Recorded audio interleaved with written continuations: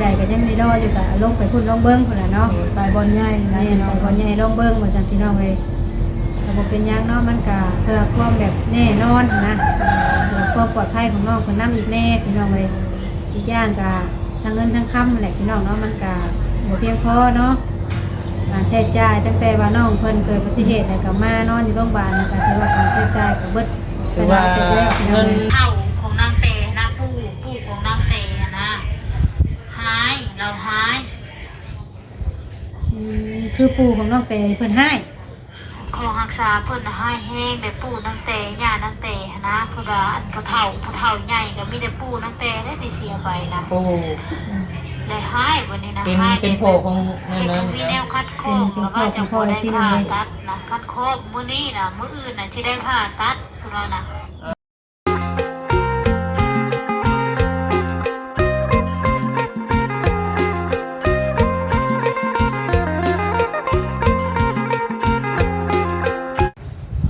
สบายดี โดยกับทักทายสบายดีสวัสดีเพื่อนพี่น้อง FC บัจจุบันทุกคนเด้อพี่น้องเด้อเนาะ ทุกท่านเนาะที่เข้ามารับชมรับฟัง พี่น้องเอ้ย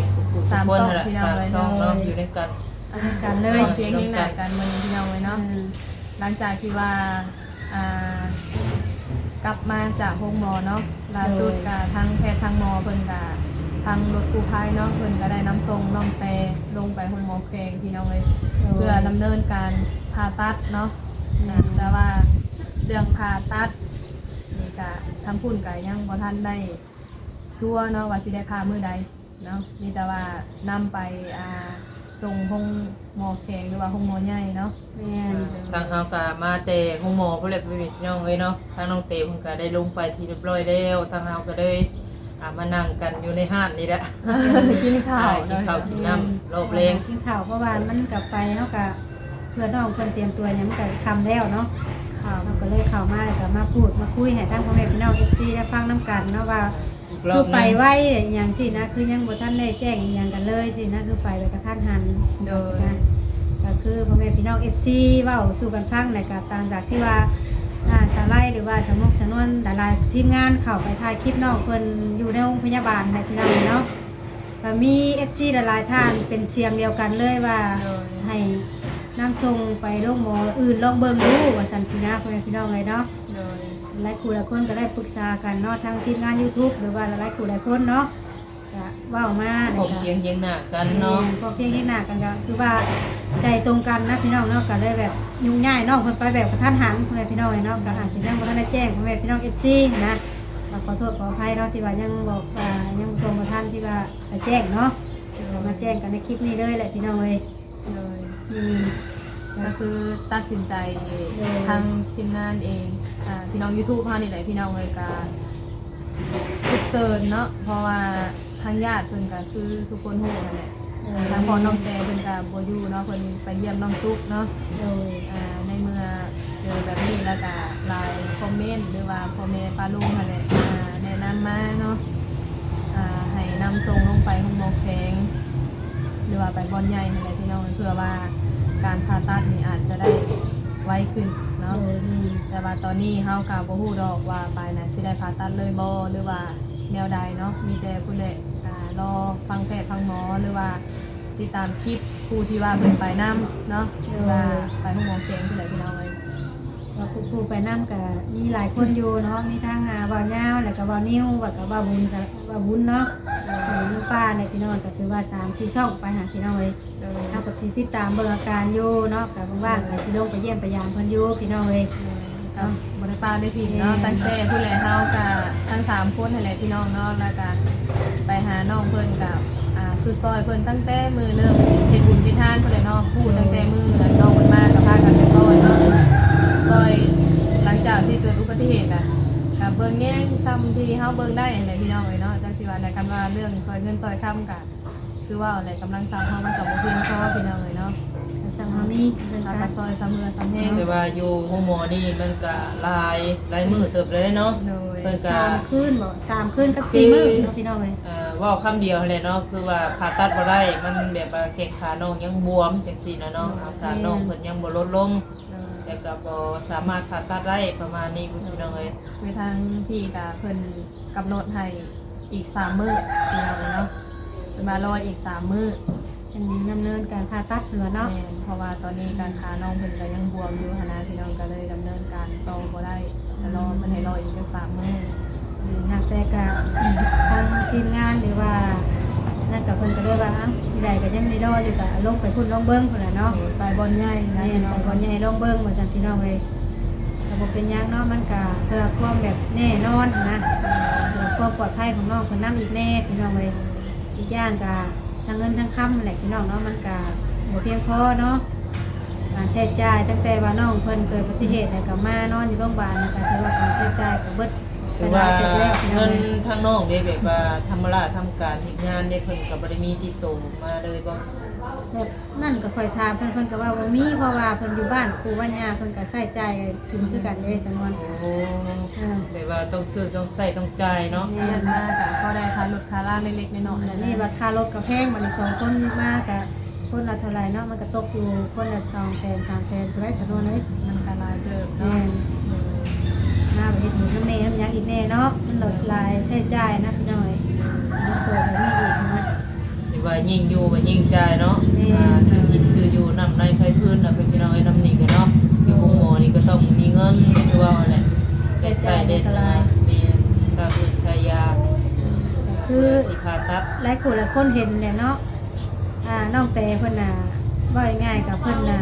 เป็นคนแบบว่าบ่มีสัมมโนครัวแน่แล้วก็การเพิ่นสิผ่าตัดอีหยังมันก็ยากตัว สิ นี้ ยาก แน่ สิ พี่น้อง ยากตร เอ้ ง ย นี้แหละ แล้วก็ตอบคำถาม FC เนาะหลายคนที่ว่าเพิ่นคอมเมนต์มาว่า เป็นหยังคือบ่ผ่าตัดตั้งแต่มื้อแรกเพิ่นว่าเนาะเป็นหยังคือป้าไว้จนฮอด2 มื้อ3 มื้อ4 มื้อจนฮอดจนว่าแผลมันไข้ขึ้นนะพี่น้อง เพิ่นว่ามันบวมใหญ่จังซี่นะเนาะ ก็คือ1นี่พี่น้องเนาะตั้งแต่มื้อที่ว่าเริ่มเกิดอุบัติเหตุแล้วทางเพิ่นนี่นำส่งมาโรงหมอเนาะคือบ่ได้ผ่าตัดนี่ย้อนว่าทางน้องแตงนี่บ่มีญาติพี่น้อง มีญาติพี่น้อง บ่ มานำ มีผู้ใดเซ็นรับห้องให้ถ้าว่าสิเข้าไปตรวจเลือดแม่นสิเอาน้องแตเขาไปตรวจหรือว่าไปเอ็กซเรย์เบิ่งหรือว่าตรวจเลือดตรวจหยังเบิ่งหั่นน่ะพี่น้อง แต่บ่ เนาะ มีญาติพี่น้องเส้นทับห้อง แม่นมันก็เลยมันเลยยากตัวนี้แหละ ก็ว่าง่ายๆก็แบบว่าบ่มีไผแบบว่าห้ามห้องเอา มีบ่มีอันญาติมาเส้นว่าเป็นญาติเป็นหยังสมมุติว่าเกิดหันเกิดนี่บ่หรือว่าว่าง่ายก็ถือว่าผิดพลาดนะเนาะญาติบ่มีเงินความจ่ายอ่า บ่แม่น สิบ่ บ่แม่นย่านคือแบบว่าผิดพลาดขึ้นมาแล้วก็ นั่นน่ะนะสามอน ย่านเพิ่นก็ย่านทางเฮานี่เอาความเอาหยังให้เพิ่นหั่นนะเพิ่นก็เฮ็ดด้วยความยินยอมของทางสองฝ่ายแม่น เส้นยอง ถ้าสมมติว่าการผ่าตัดนี่มันต้องให้ญาติหรือว่าผู้ปกครองหั่นน่ะพี่น้องไว้เนาะให้เซ็นการยินยอมก่อนสิได้เข้าห้องผ่าตัดเนาะหรือว่าให้ทางแพทย์ทางหมอเพิ่นดำเนินการหน้าที่เพิ่นนั่นแหละแล้วบัดนี้ในช่วงมื้อนั้นก็คือมันบ่มีผู้ใดนะพี่น้องมีแต่น้อง2คนผัวเมียเนาะคือทางสาวไล่ไปก็สาวไล่ก็เฮ็ดหยังบ่ได้เนาะได้แต่ซอยน้องเพิ่นเพราะว่าบ่แม่นญาติ แบบว่าจังไดออกมาเอากับกลัวญาติเพิ่นมาเนี่ยเนาะ แม่นถ้าว่าเฮาก็บ่กล้า แม่นบ่กล้า เฮาก็ญาติเนาะเพราะว่าถ้าเกิดหยังมาจะน้อยเพิ่นสิเอาโทษให้เฮาเฮาก็ญาติอีกเลย เลยบ่กล้าเส้น คือต่อไปชื่อเพราะว่าหลายคนก็สงสัยให้เป็นเนาะ สงสัยแฮงเป็นหยังคือบ่พาแต่มื้อแรกน่ะคือการที่ว่าบ่ได้พาคือแบบนี้แหละเนาะพี่น้องเอ้ยบ่มีญาติมานำแต่ก็มีแต่คนอื่นก็บ่กล้าเส้นรับห้อ เอา ง ข่อยถามแน่มาเลยสิว่าสุเจ้าฮู้บัดนี้นะพอเรามาแบบนี้น่ะสุเจ้าบ่ได้ถามบ่ว่าเป็นหยังคือบ่ยินยอมทำเอาลูก บ่แม่นคือแบบนี้สำนวนเรามานี่ เป็นมือใหม่นะ แล้วบัดนี้ค่ะมันเป็นมือใหม่แล้วแต่น้องนี่มันบวมขึ้นแล้วบัดนี้บวมแล้วบัดนี้แผลบวมแล้วทางแพทย์หมอเพิ่นบ่สามารถพาให้ได้นอกจากว่าแผลโยก แต่ว่ามามื้อเด็กๆน่ะพอได้อยู่ แม่น ถ้าว่าเกิดอุบัติเหตุมามื้อแรกน่ะมีญาติพี่น้องตุ้มโฮมกันน่ะเพิ่นเต้นเพิ่นแดนแบบเช่นให้เป็นได้ใดก็ย่าแบบว่าลงน้ำเส้นรับรองเอาหั่นนะก็แน่ใดก็ย่ามอบให้แพทย์ให้หมอรถอย่างสินะเพิ่นก็ เป็น สิ นี่ ดำ ใด เนิน ก็ การ ม แต่ อบ มื้อ ให้ นั้น แพทย์สินะสนวนเป็นนี่ใดเขาก็มอบให้สินะเพิ่นก็ดำเนินการให้ แม่น อันนี้บัดบ่มีญาติพี่น้องเส้นแล้วก็บ่มีไผรับห้องแต่เพิ่นก็บ่กล้าเฮ็ดบ่กล้าพาแต่ก็มาสมมุติว่าพาไปแล้วน้องเพิ่นเป็นหันเป็นนี่เนี่ยเพิ่นก็ย่านทั้งพายน้องน่ะเอาโทษเอานี่แพทย์หมอนะ ว่าเฮ็ดหยังคือบ่ถามญาติถามหยังเพราะว่ามันเคยเกิด เคยเกิดเป็นญาติสันเนาะเพิ่นก็ได้เกิดความรอบคอบว่าซั่นซะ เลยความยินยอมของสองกรรมสองพายเนาะพี่น้องเนาะเพราะว่าเพิ่นก็เฮ็ดตามหน้าที่ตามกฎของเพิ่นเนาะ กฎเกณฑ์เพิ่นคือว่าเฮาก็ไปตามเพิ่นเนาะ เพราะว่าอยู่ไสอยู่พี่น้องฟังไทยก็สิคือกันหั่นแหละพี่น้องเนาะสิเฮ็ดหยังมันก็ต้องมีการยินยอมหรือว่ารองรับกันข้างในพี่น้องเลยเนาะ ตรงนี้ได้เส้นเนาะ ตอบ MC พอเพิ่นก็สงสัยแฮงพอเพิ่นก็งงบางคนเพิ่นก็เข้ามาเบิ่งคลิปคือป้าไว้โดนคือว่าป้าไว้หลายมื้อแท้เป็นหยังคือบ่ดำเนินการผ่าตัดให้น้องเพราะว่าป้าโดนไปผัดยันแผลติดเสื้อหรือว่าอีหยังมันอันที่เพิ่นว่าหั่นนะพี่น้องมัน ถ้าส ก็ มมุ มี ติว่า ส่วนตัวนี้ก็เนาะ เกินไปที่เสื้อที่หยังอาจจะตัดขาบ่หรือว่า มั อี น ก ซ้ำมันยังเด้เนาะ โดย หลายสิ่งหลายอย่าง ญาติพี่น้องก็บ่ที่ว่าพี่น้องคำตักเตือนของ FC หรือว่าทั้งหลายผู้เบิ่งกับเพิ่นก็วางดีเนาะ แต่เฮาก็ยังอุ่นใจว่าเขาก็มันอยู่น้ำแพน้ำหมอเนาะเฮาก็เฮ็ดหยังบ่ได้พี่น้องก็ได้แต่อันเฮ็ดตามคำสั่งเพิ่นว่าได้เฮาก็ว่าตามนะพี่น้องแต่นี่ก็เลยพาไปกันตัดสินใจลงไปห้องหมอแขงเนาะลองเบิ่งเพราะว่าอยู่พูดน่าจะเป็นห้องหมอใหญ่เป็นห้องหมอแขงเลยนะพี่น้อง ใหญ่สุดเลยแหละเนาะ ก็เลยว่าลงไปพูดเพื่อว่าโชคดีแน่กะเพิ่นอาจจะได้ซอยเฮาไว้กว่านี้เนาะบางทีอาจจะได้เข้าห้องผ่าตัดไว้นะพี่น้องแต่ว่าตอนนี้ก็ยังลุ้นคือกัน ยังรู้กันว่าสิได้พาหรือบ่ได้พากันยังบ่ทันฮู้ตอนนี้เนาะมีแต่ว่าติดตามเบิ่งไปเรื่อยๆเด้อพ่อแม่พี่น้อง FC เนาะ ตามอาการของน้องเพิ่นเนาะ เฮาก็บ่ได้ว่าสิป้าสิถิ่นหรอกพี่น้องถ้าว่างก็แล่นลงไปเพราะว่าเฮาก็ไปเส้นนั่นอยู่เรื่อยอ นี่ ยู่ ก็ เนาะ ถือว่าไกลพอสมควรได้ลงไปพุ่นเนาะ ก็ไกลเติบอยู่บัดสิไกลกว่าอยู่ซิโนแน่บัดนี้พี่น้อง ยาง เนาะ กระทางเฮากับรถน้อยเสียงแน่ก็ไปกระซอกกระแซกหั่นล่ะพี่น้องเอ้ยเพื่อสิไปฮอดหมอแขก มัน เนาะ เข้าตัวเมืองเนาะบัดนี้เส้นตัวเมืองกันรถล่างลายพี่น้อง รถ แต่ กระ ว่า ลาย กับบ่ป้าบ่ทิมดอกคันว่าเฮาวันนี้เฮาก็ ถ้ามีเวลาก็ลงไปเยี่ยมไปยาม แต่ว่ามันก็สิมาเรื่อยคือแบบนี้บ่ได้เนาะเพราะว่ามันไกลแน่แล้วก็การไปกันมามันก็ยากเพอช่วงนี้มันก็หน้าห เท นาว เซโนนี่วัดใกล้แน่เนาะ ใกล้ ประมาณ พอบ่หายกิโลหา6 ประ 6 มาณ กิโล 7-8 นะ นี่แหละ ประมาณนี่แหละนะพี่น้องมันก็บ่ได้ไกลนะแล้วทำไปเสร็จรัดเนาะมันก็บ่ได้มีอันรถล่างมาเนาะพี่น้อง บัดเฮาสิไปหาน้องเพิ่นอยู่6โมงบ่ที่น้องย้ายไปนี่มันบัดในเมืองเนาะ ในเมืองเนี่ย ก็รถลายเลย ตัวใหญ่เลยแหละเนาะหมอใหญ่เลย คันผู้ใดขับรถ ใหญ่สุด เส้น เลย ทนๆนี่ครับบ่กล้าเข้าไปได้เนาะแบบเดิมๆเลยนะพี่น้องในย่านเนาะมันเป็นถนนใหญ่แหละแบบว่าร ถล่างกระลายเนาะ รถลายบัดนี้ข่อยมีเรื่องนึงบัด ยังบัด เว้าต่อคือFC หลายคนที่เพิ่นลงคลิปเนาะบางคนเพิ่นก็สงสัยแบบว่าพี่น้อง YouTube หรือว่าคนที่ว่าถ่ายทำนำกันหั่นแหละหรือว่าคนเบิ่งคนแย่งหั่นแหละว่า โดย ส่วนหนึ่งอาจจะเป็นน้ำแบบทางตาบ่เห็นบ่เนาะเพราะว่ามื้อนั้นก็นางฝันพี่น้องเอ้ยฝันว่าทั้งแม่เพิ่นนี่มาแม่นบ่ โดยทั้งเอ้ยนางฝันกับลูกเอ้ยนางก็ว่าเห็นผีแม่น้องแปรนี่ นั่นแหละบัดนี้ เป็นไม้นี่บ่นี่ ก็เห็นที่ผ่านมาแต่เราเสียใหม่หมดเลยเนาะ บ่อันนั้นเอ้ยนางว่าอันนี้นะ ไปนางหันเราบ่ได้เห็นแต่ว่าเราฝัน เราบ่ แต่ ได้เห็น ฝัน เรา ว่า ฝัน มันคล้ายความจริงหันนะตอนนั้น เอา บัดนี้มันก็เลยแบบของข้างคาใจเนาะคือเบิ่งเฮ็ดบุญนี่ก็ค่อนข้างว่ามันอีหยังแบ ก็ บ ง่ายๆก็คือทั้งหูทั้งตาบ่เห็นนะเฮาบ่ได้ครอบได้บอกว่าซั่นซะพ่อแม่พี่น้องเนาะการที่ว่าทำบุญหรือว่าน้องกระเตมีครอบมีครัวไม่แบบซี่นะมันก็เป็นอันเชื่อมโยงถึงกันเบิดนะเนาะ เพราะว่าเพิ่นก็คิดหลายทางเนาะพี่น้องถ้าว่าเฮาเฮ็ดบุญเฮ็ดทานนี่ก็ส่วนหลักๆนี่ประเพณีบ้านสามมุกดาเนาะหรือว่าประเพณีเฮาแหละประเพณีลาวเฮาแหละพี่น้องหลักๆเรื่องเฮ็ดบุญเฮ็ดทานกินดองผูกคอต่อแขนอีหยังก็แล้วแต่ที่เป็นหลักพี่น้องเลย คือเนาะ ที่ของประเพณีลาวเนาะที่เป็นหลักแบบผู้ที่เพิ่นเสียอีหยังปานใดเฮาต้องได้ครอบได้บอกอีหยังเอิ้นคักแน่ได้พี่น้องเลย ต้องได้เอิ้นมา เพราะว่าเฮาบ่เอิ้นเพิ่นก็มันก็ต้องมีแบบว่าผลกระทบมาหลังพี่น้องทั้งที่หูทั้งตาบ่เห็นเนาะ เพราะว่า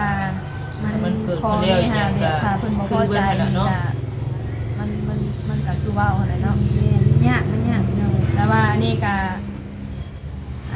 อันนี้ก็เฮาก็เชื่อตามประเพณีเฮาเนาะ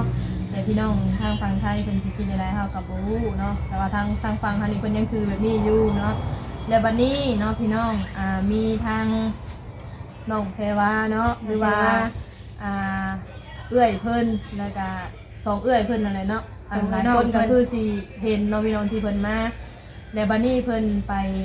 เพิ่นไปกลับบ้านแล้วเพิ่นไป เบิ่ เบิ่ ง ง หมอบ่เบิ่งดวงธรรมหานะพี่น้องเลยอันนี้ก็บ่เชื่อก็อย่าลบหลู่เนาะพี่น้องเนาะเสื้อ อัน บุ นี้ คค ก็ ลเท่านั้นเนาะ โดอันนี้ก็คือทางน้องเพิ่นก็คิดว่ามันเป็นหยังคือ ของค่า ค่อนข้างว่าการผ่าตัดนี่คือดำเนินการลาซ่าแท้มันคือมีแต่ของแต่ข้างมีแต่ เว้าอี อุ ห ป ยัง สร ก็ รค บ่รับ แค่ รื่ นั้น นแม่นมันมีแต่อุปสรรคค่ะนะพี่น้อง มันบ่ราบ บัดนี้นะทางเพิ่น ยุ่งยากนะเนาะคือมีหันนี่คัดขวางอยู่นะ โดย เพิ่นบอก ก็สิพาตัดบัดบ่ได้พาเนาะ เพิ่นอาสาแล้วบั ยุ่ ด ง นี้ ง่าย เพิ่น ไป ก็ เรื่อย ไปเบิ่งหมอธรรมเนาะพี่น้องเนาะ ทั้งน้องเพิ่นก็เลยอาสาเบิ่งแทนให้น้องเต เดี๋ยวฟังเสียงก่อน อันนี้นะพ่อเท่าของนางเตนะปู่ของนางเตนะหายเราหาย คือปู่ของน้องเตเพิ่นให้ คลองหักษาเพิ่นน่ะให้แห้งแบบปู่นางเตย่านางเตนะเพิ่นว่าอันผู้เฒ่าใหญ่ก็มีแต่ปู่นางเตได้ที่เสียไปนะ ๆโอ้ ได้หายวันนี้นะ เป็น หาย เป็นโผของนั่น เห็ นะ นมีแนวคัดโคกแล้วก็จะบ่ได้ผ่าตัดนะคัดโคกมื้อนี้นะมื้ออื่นน่ะสิได้ผ่าตัดเพิ่นว่านะ อ่าเนาะ ส่วนแม่นะบ่ปานใดแม่นะให้อยู่แต่บ่แห้งซ้ำปู่กับปันกับย่า โอ้ เข้าใจมื้อนั้นมื้อเขาวันเจ๊กนั่นย่านบ่ได้ฮ้องบอกเราแหละ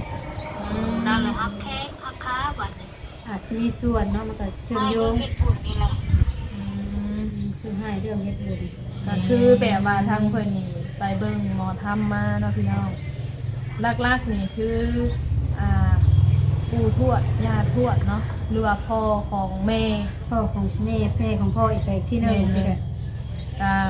เพิ่นให้ พ่อของมาลาน้องเตแม่นบอก เนาะพ่อของคือสมมติว่าพ่อของแม่น้องเตแบบสิได้ คือน้องเตนี่เป็นหล้านแล้วนี่แม่น้องเตก็เสียไปแล้วนี่ปู่ทวดนั่นคือพ่อของน้องเตพ่อของแม่น้องเต อืม แต่เพิ่นได้เสียไปก่อนหน้านี้เนาะ บางที่ก็อาจจะมีส่วนเนาะพี่น้องเพราะว่าหนึ่งนี่คือเฮาเฮ็ดบุญเฮ็ดทานนะคะต้องได้เอิ้นเบิดญาติพี่น้องที่ได้เสียไปแล้วกาวลุ่มกาวล่างเนาะบ้านเฮา บอกยังไงกับมัน พ่อเฒ่า เนาะ แม่นายพ่อแม่อ้ายเอ้ยน้องมารับจัดเอาน้ำกันสินะ ตั้ง พี่น้ แต่ อง ว่ารุ่นปู่รุ่นทวดอีหยังก็ตามแต่พี่น้องถ้าว่าเพิ่นได้เสียไปแล้วนะก็ต้องได้เอิ้นมาแบบกินข้าวร่วมผ้ากินปลาร่วมต้นคือแบบเฮ็ดคือเพิ่นเคยเฮ็ดที่ผ่านมาแหละพี่น้องแล้วบัดนี้บัดมื้อนั้นบัดน้องก็เอิ้นอยู่หักแต่ว่าเอิ้นแต่ เด็ก ว่า น้อยเนาะ แม่ผู้ที่เสียไปหั่นเนาะ แม่ แม่ของแม่น้องแต่หั่นเนาะบัดบ่ได้เอิ้นปู่ทวดปู่เทียดมากินนะพี่น้องมันก็มีแบบว่าเชื่อมโยงถึง ข่ กั อย น ก็ว่าอยากถามน้องอยู่เหมือนนั้นข่อยคิดอยู่ได้ข่อยว่าอันอยากถามน้องว่าเจ้าเอิ้นแต่แม่จะบ่มาหรือว่ามีญาติพี่น้องที่ว่ารวมรับเสียก่อนบ่ว่าอยากถามอยู่ข่อยรู้สึกอยู่ในใจแต่ข่อยบ่กล้า เพราะว่าจังหวะเพิ่นสิว่าเฮาบอก แม่ โซ่ น เพิ่น แม่น พอตัวนี้ค่ะคือสำคัญที่สุดพี่น้องเนาะคือเฮ็ดบุญเฮ็ดทานแก่อันน่ะเฮ็ดดองเฮ็ดหยังก็แล้วแต่เนาะ ต้อง มา เอิ้ ต้อน งห้องต้องบอกเพิ่น บัดนี้ มา แหละ บ่ เพิ่น มาบ่ฮู้ เพิ่นอยากให้แห้งอยากให้ที่ว่าลูกหลานนี่บ่พ่อบ่กล่าวเนาะพี่น้องเนาะและบัดนี้แหละเพิ่นก็มาฮักแข้งฮักขาว่าซั่นคือเพิ่นบ่พอใจเลยเป็นแบบนี้แล้วก็เพิ่นเฮ็ดดึงจ้องไปนะพี่น้องพอสิได้พากับบ่ได้พาสินะแล้วบัดนี้เพิ่นให้ไปอันจุดธูปหาทาง ขอบอกว่าซั่นซะขอบอกอีกทีหนึ ให้ ง ทา เนาะ งพ่อน้องเตพี่น้องเลยไปอ่อนไปย่อมเนาะจุดธูปขึ้นอ่อนย่อมมาแบบว่า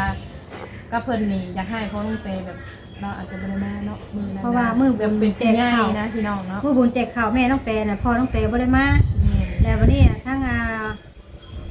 พ่อเฒ่าเนาะพ่อเฒ่าทวดเนาะเพิ่นเอิ้นเนาะ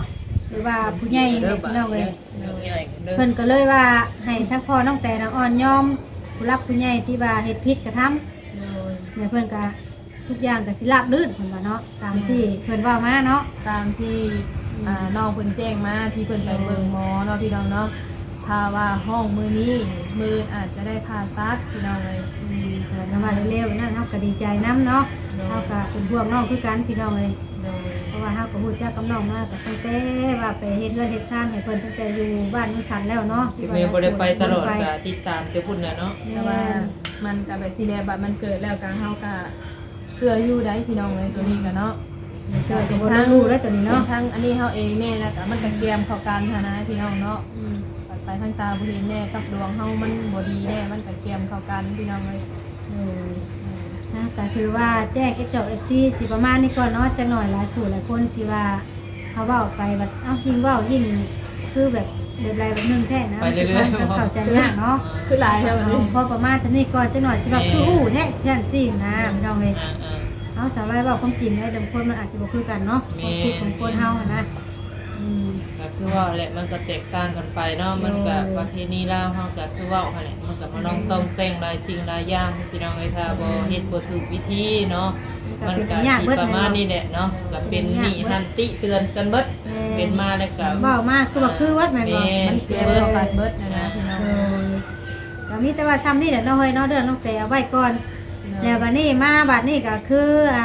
สิมาเว้าทั้งสาวนวลบัดนี้เรามีเรื่องคุยเคลียร์หยังกับเฮาสินะ มีเด้บ่เนาะ เมื่อเช้านี่มาปะลาวพี่น้ เพ อง ราะว่ามื้อเช้านี่มาปะลาแล้วเล่าพอใจเฮาบ่หรือว่าจังใดพี่น้องเราว่าเฮ็ดคลิปเคลียร์กันได้ล่ะว่า พอใจในเด้เนาะ เคลียร์ได้บ่ได้ บ่ให้ถามมันยังไปน่ะบ่ถามกันจังดีเนาะ เครียดอยู่บ่เฮ้ย โอ้ยเครียดหั่นแล้ว เครียดเป็นอยู่บ่ โอ้สร้างว่าคนมีหัวใจ หัวใจก็บ่ได้บดยังเด้งจุยห่วยอยู่ เครียดซะเครียดมันจบอยู่นี่บัดนี้เนาะพี่น้องเอ้ยเอ้า เนาะ มามีหยังบัดนี้เอามาบัดนี้เนาะ ก็มีนั่นแหละ อันนี้เว้าไปเพิ่นยังเป็นตาญาติเนาะ ใครที่จะอยู่ใกล้ก็อยู่ใกล้ เว้ยเว้าแซ่บ โอ้ยก็ยกครอบครัวพี่น้องเนาะมื้อนี้ก็คือมีทางแม่ใจดีเนาะเพิ่นก็ฝากเงินมาให้เนาะค่าน้ำหมูน้ำมันนั่นแหละก็ที่ถึงแม่มันบ่หลวงบ่หลายแต่ก็เป็นน้ำใจแม่น้ำใจทั้งแม่เนาะก็อยากให้พอได้ใช้ได้ใช้จ่ายเนาะพอได้เยินมื้อเยินบ้านไปนั่นล่ะเอาว่าคนไปลูกก็มันนี่หอบใต้หอบเหนืออยู่เนาะ นี่ คือว่าแบบ ยังดอก ผู้ใหญ่นี่คือว่าเพิ่นซอยทั้งน้องเตนำบ่ แม่นมื้อนี้ก็คือทางแม่เราก็ให้ทางน้องเตแน่น้องมื้อนี้ก็เกือบบ่ทันได้ข่อยก็ได้เดี๋ยวมอบเงินนี่ก็แม่เกือบเพราะว่ามารอบบ่ายๆแล้วพี่น้องเอ้ย มาแบบเห็นกระทันหัน แม่ เนาะ ก็เลยกระทันหันแบบมอบเลยเนาะถ้าบัดดีลาก็ถือว่าบ่ทันมื้อนี้เนาะก็ยังข้างค่าก็คือชุมเจ้านี่แล้วข่อยก็เลยเนาะ โล่งใจในสัก ใส่ คน ลูก ก็ ใจ ได้ น้อยนึงจากเกลียวว่าห่วยมีเรื่องเคลียร์กันแบบพุ่งแห้งดีนะ โอ้ยเนาะมีแล้วเนาะอันนี้เฮามันก็คือว่าได้เค้กขาไผมันไผอยู่ไปทางใดก็ไปเนาะพี่น้องเอ้ยแล้วเว้ารายใหญ่กันห้างเดี๋ยวสิมอบเงินให้เลยเนาะพี่น้อง สันโว้ใช่ คนละ300,000เนาะทางแม่ทางสาวไร นี่ก็คงว่าตัว แม่ นี้ หรือว่าจะมาเอา เอา ว่าดีได้ อันนี้บ่ จะสิเอาหรือบ่เอา เขาว่าเงินเติมน้ำมันข่อยก็เอาแล้วช่วงนี้ข่อยก็ขาดน้ำมันคือกัน ว่าไปบัดนี้เอาถ้าว่าสิเอาก็ฮับเนาะ ฮับนั่นแหละเห็นว่าเงินทั้ง300,000เพื่อข่อยสิได้สำนี้ก็ห่วยเลี้ยงกินข้าวกันหลายมื้อแต่ได้นี่ เอาอันนี้ทางสามมุกเนาะ โอ้ยขอบใจได้ข่อยน่ะบ่ได้ขาดน้ำมันแต่ข่อยขาดเงินเติมน้ำมัน ขาดเงินเติมน้ำมันแล้วน้ำมันก็บ่มีน้ำรถนี่ ก็เป็นเงินทุนละ300,000กีบเนาะพี่น้องเนาะ เจ้าก็ได้ว่าเจ้าก็ใช้ของเจ้านะ เป็นทางเมใจเนาะพี่น้องเนาะเมใจอยู่ประเทศนอกอะไรเนาะ ใจเนาะ เนี่ยให้ทางเจ้าขอบคุณทั้งเพิ่นเนาะ ใส่ข่อยก่อนก็ได้เนาะ เจ้า โดยแม่ตอนนี้ลูกได้รับเงินแล้วเด้อเป็นจำนวน300,000กีบเนาะลูกก็ขอขอบคุณทางแม่ใจอยู่ทางต่างประเทศหลายเด้อน้องที่มีน้ำใจสุดซอยให้ลูกให้หลานต่อตีนต่อมือหรือว่าน้ำหมอกน้ำมันนอกการไปการมาการลูกกับบ่มีหยังที่ตอบบุญแทนคุณก็มีแต่คำอวยพรให้แม่และครอบครัวจงมีสุขภาพร่างกายแข็งแรงอายุมั่นขวัญยืนเด้อเป็นโฮมโพโฮมใจให้ลูกให้หลานตลอดไปแม่ให้มาสำใดขอให้ไหลกับเพื่อนหาแม่ร้อยเท้าพันเท้าเด้อเด้อสุขทางกายสบายทางใจขอให้สุขดีตลอดไปเด้อสุขมาร่ำรวยแม่ขอบมุกขอบใจหลายๆแล้วก็ขอบใจทั้งสาวนวลหลายๆเด้อเนาะที่ว่าเป็นสะพานบุญให้ก้อนเพิ่นกะสุขภาพร่างกายแข็งแรงเนาะอายุมันขวัญยืนไปถ่ายคลิปถ่ายทำกับยอดวิวลงดังมีผู้รับผู้ใหญ่ผู้ทำคำสู้เลยเด้อก็ขอให้เจ้ากะอยู่ดีมีแห้งทั้งเจ้าแล้วก็ครอบครัวเด้อสาวนวลเด้อมีแต่ความสุขความเจริญเด้อจ้า โอ้ยเนาะขอพรสุดท้ายขอให้ได้10พรบัด เคยบ่วันคือบ่เอาน้ำสามุกบาทเดียวโลด เอาขอสุดท้ายเนาะ สำหรับพี่น้องเลยก็นี่ก็ขอมกขอบใจทั้งแม่ใจเนาะที่ว่าเพิ่นก็ได้มอบเงิน300,000กีบเนาะให้ทั้งลูกค่าน้ำมันน้ำมันเดินทางเนาะก็ขอมกขอบใจหลายๆเนี่ยก็ความเจ็บหายไล่ความไข่หายมีเด้อแม่ ม่เด้อเนาะปรารถนาสิ่งใดก็ขอให้ได้สิ่งสมความมุ่งมั่นปรารถนาเนาะแต่เนี่ยต้องใต้ก็ให้แม่เดินทางด้วยความตลอดปลอดภัยเด้อเนาะแม่ให้กับให้แม่ให้ลูกมาสำใดก็ขอให้กับหาแม่100 เท่าพันเท่าเนาะโดยกับลูกกับบ่มีหยังตอบบุญแทนคุณเนาะก็มีแต่มือ10 นิ้วยุกกราบเนี่ยพี่เนาะก็จำนี่แหละเนาะเพราะว่าลูกก็จักสิตอบบุญแทนคุณจังใดเนาะก็มีแต่คำเว้าคำจาเป็นกระบอกเสียงเว้าสู่แม่พังเนาะเป็นแบบใดก็ได้พี่น้องเอ้ยจังใดก็ขอบบุญขอบคุณแม่หลายๆเด้อซ่าเปิดเนาะแล้วก็ขอบคุณสาวนวลนำเนาะที่ว่าได้มอบเงินค่าน้ำมันให้ทางค่อยๆพอเลยเดินทางไปน้ำกันเนาะให้เจ้าอยู่ดีมีเงินและสาวนวลเด้อในครอบครัวก็ให้อยู่ดีมีเงินให้มีความสุขกายสบายใจไม่ต้องเครียดอย่างไรเรื่องในครอบครัวก็ให้มีความสุขแน่วันนี้เด้อสาวนวลให้ลาบให้ลื่นเด้อเห็นอย่างกันเด้อยอดวิวกับนี่ก็ให้ลังๆปิ้งปังเด้อสาธุ เนาะจังไดก็เด็กก็ขอบคุณไปทางเมเด้อเนาะที่มอบหมายให้ทางลูกเป็นสะพานบุญให้เนาะแล้วก็ทีมงานได้รับพี่น้องเอ้ยก็มอบให้ทานน้ำมันเนาะก็ขอให้เมอยู่ดีมีแรงเด้อรอความเจ็บยาให้ได้ความไข้ยาให้มีปรารถนาสิ่งใดก็ขอให้ได้สมพรแล้วก็สมความตั้งใจเนาะเป็นลมโพลมไส้ให้ลูกให้หลานตลอดไปได้เมเด้อเนาะสาธุเนาะโดยโอ้ยในซัมนี่เขาคดีมุกดีใจหลาย โอ้500 บาทได้นะ เติมน้ำมันกับสมมติว่าบ้านเนาะคำมันเบิดแท้กะเต็มทางกับ70เนาะ แม่น อันนี้ก็ได้กินข้าวไปหวยได้ฮอด2 มื้อก็ได้นี่เนาะ โอ้ถ้ายังประหยัดกัน ถ้าอย่างประหยัดเติมน้ำมันนั่น2 มื้อพี่น้องเอ้ย มื้อละเนี่ยถ้าไปสวรรค์แล้วก็กลับมาได้พี่น้องได้2 มื้อแสนหนึง 50ซื้อมาน้องตองแต่ง เนาะกับข้าวกับน้ำแล้วก็ของฝากของต้อนเนาะพี่น้อง ทานไปกันมามันต้องได้ซื้อได้จ่ายคือว่าเลยเนาะ ดีใจหลาย เนาะ ดีใจ นี่ก็ได้ โอ้ยบ่สำคัญ คือว่า ขอแต่ว่ามีน้ำใจ ทั้งสาวไร่นี่ก็ได้ค่าน้ำมันประมาณน้ำสาวนวลนี่ก็ถือว่าหลายเทื่ออยู่เนาะที่ว่าทั้งแม่เพิ่นหรือว่าพ่อเพิ่นคิดเห็นสุก่อนนะพ่อเนาะ